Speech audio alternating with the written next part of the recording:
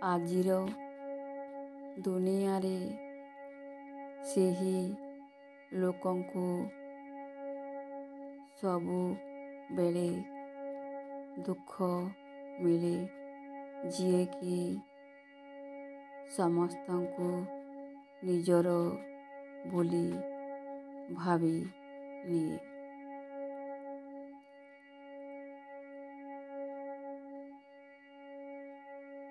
ମଣିଷ ସବୁବେଳେ ଦୁଇଟି ଜାଗାରେ ହାରିଯାଏ। ଗୋଟିଏ ତା ପରିବାର, ଆଉ ଗୋଟିଏ ତା ମନ ପସନ୍ଦର ମଣିଷ ପାଖରେ।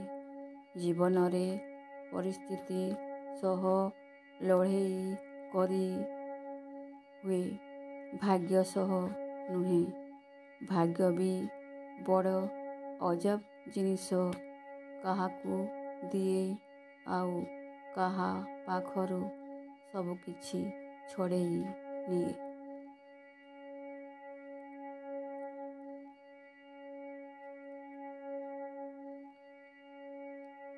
ଯାହାର ଜୀବନ ରୂପକ ଡଙ୍ଗାର ନାଉରୀ ସ୍ୱୟଂ ପ୍ରଭୁ ହୋଇଯାଆନ୍ତି, ତାର ଡଙ୍ଗା ଯେତେ ବଡ଼ ବର୍ଷା ଆସିଲେ ବି ବୁଡ଼ି ନ ଥାଏ। ବେଳେ ବେଳେ ମଣିଷ ନିଜ ଇଚ୍ଛାରେ ବଦଳି ନଥାଏ।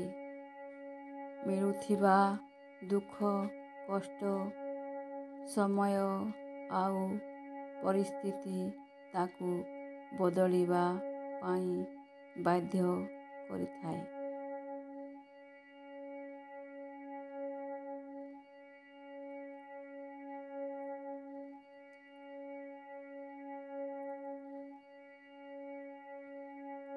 ଭଲର ପ୍ରଭାବ ମନ୍ଦ ଉପରେ ପଡ଼ିପାରେ, ମାତ୍ର ମନ୍ଦର ପ୍ରଭାବରେ ଭଲ କେବେ ମନ୍ଦ ହୋଇଯାଏ ନାହିଁ।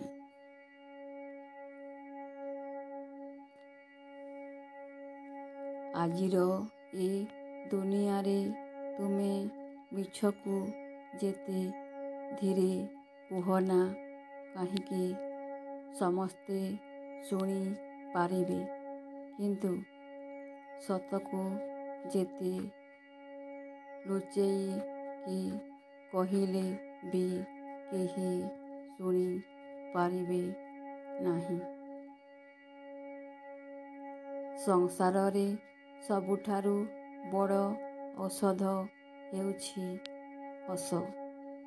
ସବୁଠାରୁ ବଡ଼ ସମ୍ପତ୍ତି ବୁଦ୍ଧି।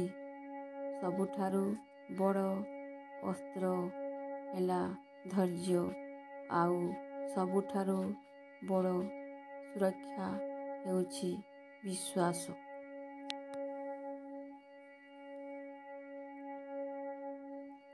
ବୟସ ବଢ଼ିବା ସହ ଆମ ହାତରୁ ପେନସିଲ୍ ଛଡ଼େଇ ପେନ୍ ଧରେଇ ଦିଅନ୍ତି, କାରଣ ଏହା ବୁଝେଇ ଦେବାକୁ ପଡ଼େ ଯେ ଏବେ ଭୁଲ କଲେ ଆଉ ଲିଭେଇ ହେବ ନାହିଁ।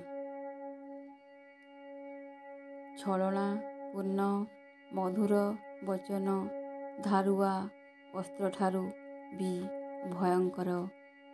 କ୍ଷତାକ୍ତ ତ କରିଦେବ, କିନ୍ତୁ ପ୍ରମାଣ ନଥିବ, ଏପରି ଲୋକଙ୍କୁ ଦୂରୁ ଜୁହାର।